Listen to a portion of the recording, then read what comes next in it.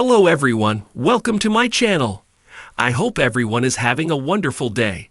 Before starting the video, please go ahead and hit the subscribe button and give this video. Cody tells Anna Sasha's pregnant by Jason. Rick notices something is up with Sonny, and Cody turns to Anna for help. Friday, January 31, 2025. Today on General Hospital, Curtis and Drew have a war of words. Brad works out, and Laura gives Lulu advice about Dante. All products and services featured are independently chosen by editors. However, Soaps.com may receive a commission on orders placed through its retail links, and the retailer may receive certain auditable data for accounting purposes. General Hospital is set to implode Brooklyn and Chase's marriage and upend several of Dante's relationships. Trina surprises Kai at the hospital. He has trouble getting his sling on, so she aids him. She brings up that he could lose his scholarship if he can't play, so she thought they could brainstorm a new major and path for him to stay in school. Irate, he says he can't deal with this now. He can barely arrange to schedule his physical therapy. She asks if that means the second opinion resulted in a more hopeful outlook. He explains they could promise nothing, and he always knew the risks of playing football. He also doesn't know if he even wants to go back to school right now. Kai knows Trina thinks she's helping, but she's not. He appreciates her coming, but he needs time to himself. She says she'll leave him to it, but he doesn't need to do this alone. Trina leaves, and Kai watches older videos of him playing on his phone. Trina looks in on him from outside, makes a call, and asks someone to meet her at GH as she needs their help. More. A May-December romance incoming? At Sonny's gym, Jordan isn't surprised to find Drew hitting the bag hard and wonders if he's trying to drive away everyone who thought they knew him. Drew assumes she's upset about the stalled Esplanade project, which Jordan is, as she worked on that project too. Drew complains about what the Quartermains are doing to him, but she is here to talk about the Esplanade. Drew says it can still happen. It just depends on Curtis' next move. Elsewhere, Brad is putting himself through a hellish training session to get ready for Miami. After his session, he flexes his muscles and thinks Lucas will love how he looks. More. Sasha and Jason, the next super couple? At the Metro Court, Portia meets with Curtis, who is in a good mood. She knows there is a hold-up with the Esplanade, which is a big project for Aurora. Curtis says he has everything under control. Drew is stalling the project, and he's working on making allies on Capitol Hill to deal with Drew. As for Aurora's next steps, that involves them sipping drinks on the beach. He wants them to scout some islands for Aurora's next division, Aurora Resorts. She becomes giddy and can already feel the sand between her toes. Suddenly, Jordan calls Curtis and asks him to come to Sonny's gym. Nearby, Rick and Ava meet for breakfast and plan to offer Sonny and Diane a deal to try and wrap the custody case up. Ava thanks him for his generosity and for representing her pro bono. He assures her he's not doing this for free. Ava just assumed he was, as he has stopped hounding her for money.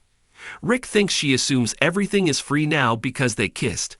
Ava says that kiss is never to be spoken of again, but after she gets her daughter back, they can discuss what might come next for them. Curtis arrives at the gym, spots Drew working out, and thinks this is why Jordan wanted to see him.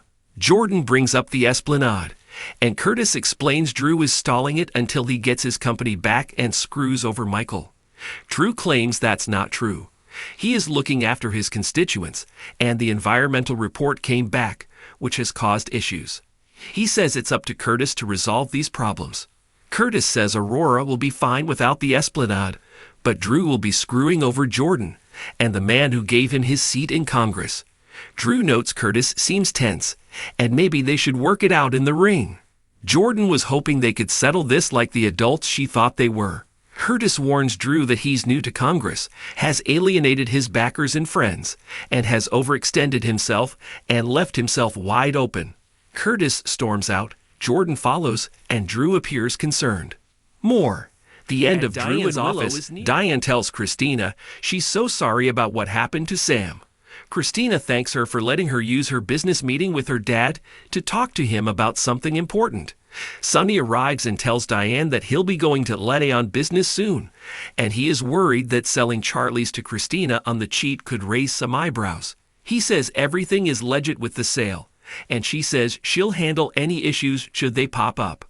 There is a knock at the door, and it's Rick and Ava. Rick is glad Sonny is here, as it will make this all the easier. Rick explains they've come up with an offer regarding the custody agreement. Rick says given the explosion at Sonny's place, he cannot provide a safe environment for Avery, so he won't win this case. Rick hands Diane the papers he's drawn up, and she laughs at Ava getting sole custody and Sonny getting visitation. She won't accept this, so Rick says they'll go to court. Rick says he'll be calling Christina to the stand and questioning her about Sonny beating Dex and the fall that cost her unborn child. Ava tells Sonny to take the agreement and spare both his daughters the heartache. Sonny leans on the desk, clearly having a heart episode. Sonny says he'll see them in court, and Diane shows them out. Diane notes clearly they are desperate, and Sonny explains Ava's funds have dried up. Christina thinks this is good news and that they should wait this out.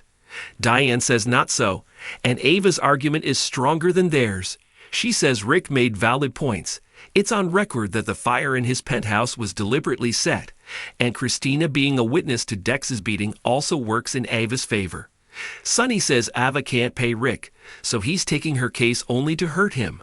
Christina notes they can't let Ava have Avery. Diane leaves them to talk. Sonny says Diane is right, and Rick will hammer her on the stand. Christina says to let him, as she won't let Ava have her daughter when she lost hers. Sonny asks Christina why she wanted to see him today. She tells him about Sam's murder, and he asks if Dante knows. She thinks he must, and the cops are looking into it. Sonny says he'll take care of Dante, and that everyone has a breaking point. Rick and Ava return to the Metro Court, and Ava vents about how that went. Rick says he may be wrong, but he suspects something is going on with Sonny. He says maybe Sonny doesn't want to see this through. Maybe he realizes cutting her out will hurt Avery. Ava has hope and assures him that he'll get paid, and then maybe they'll see where things between them can go. Laura and Lulu meet at the coffee house. As Lulu talks about Rocco and Dante, Laura realizes she's still in love with Dante. Lulu says she loves Dante, but he's still grieving Sam. She notes they were divorced when the explosion happened. Lulu admits she ended things with Dustin and planned to tell Dante that she never stopped loving him. That was then, and now he's grieving Sam, and they have been fighting a lot.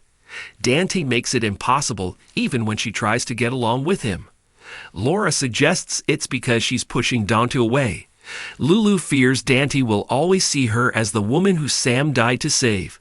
Laura says she'll never know how he feels if she doesn't talk to him about this. Laura says Dante did love Sam, and he is grieving. However, when they found out they could lose Lulu, Dante camped out at her bedside and fought for her. Laura knows it's possible to love two people at once, and there is a place in Dante's heart for Lulu. Lulu knows it's not rational, but she feels it's her fault Sam died, and maybe Dante does too.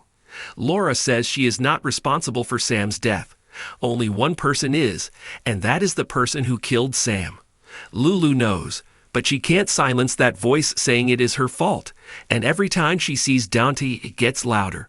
Laura again tells her to ask Dante how he feels. Portia overhears Brad on the phone ordering suntan lotion. She tries to sneak off unseen, but Brad spots her and asks for another vacation day off to tack on to the trip to Miami. She says she has made many accommodations for him, but she has limits, and he's asking for too much too often. Which people will notice? Brad asks if that is a yes. She tells him to enjoy his vacation day and walks off. More Little House on the Prairie reboot. Dante storms into Anna's office, demanding to know why he's locked out of Sam's murder investigation. She's sorry for his loss, but he is too close to this case. She says he has no objectivity, and the case could be thrown out if he solves it. She also worries what he might do if he found the killer, and if he could take the law into his own hands in this instance. Dante asks what that means. Do they have a suspect? She says they have a person of interest, but will not tell him any more. She puts him on a week's paid leave, and when he returns, he needs to see the department psychologist. Dante says fine and storms out. Brooklyn finds Cody in the stables to talk to him about that summer romance she had with Dante long ago.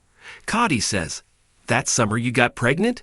She asks if he ever told Dante, but he didn't, as she swore him to secrecy. He remembers driving her to the bus station, but he never saw her again until he started working here. He asks why she's bringing this up now. Brooklyn says she and Chase are trying to start a family, and now that Dante is living in the house, it's brought up old feelings. Cody thinks if she had told Dante back, then he would have stepped up, not like other guys. Cody begins ranting and reveals Sasha is pregnant and she should have to be going through it alone. Cody storms off, and Dante shows up looking for his friend to talk to. Brooklyn says he just left, and she can see something is eating him. He reveals Anna won't let him help find the person who killed Sam. He tells her about his meeting with Anna, and his behavior proved Anna right that he's not able to handle this case. Dante blames himself for Sam's death, and he doesn't know how to live with that. Brooklyn lets him know that she's here if he needs anything. He says she's a pretty good friend when she tries, and they hug. Suddenly, Lulu walks in. Cody drops by Anna's office looking for Mac, as he needs to get a message to Robert. Anna says he can contact Robert, but Cody says he can wait for Mac, who is out. Anna pushes, and Cody says Sasha is in trouble, and it's Jason's fault. Anna needs details, but Cody thinks he should talk to Robert directly. Anna says he can speak to her, and Cody blurts out that Sasha is pregnant and Jason's the father. On the next General Hospital, Jordan has drinks with Isaiah. Jordan says, hopefully, one day we can put it to the test. Laura visits with Lucky and Liz and says she has news. Gio tells Emma, I have a bad feeling about this. Trina calls Curtis to the hospital to help with Kai. He asks her what is so urgent. Alexis cries to Sonny. That is something I'm going to live with for the rest of my life. Maxie tells Sasha, the more you stonewall, the more it looks like you have something to hide. Lulu tells Dante, nothing could be further from the truth. Watch GH on Hulu $7.99. Buy now.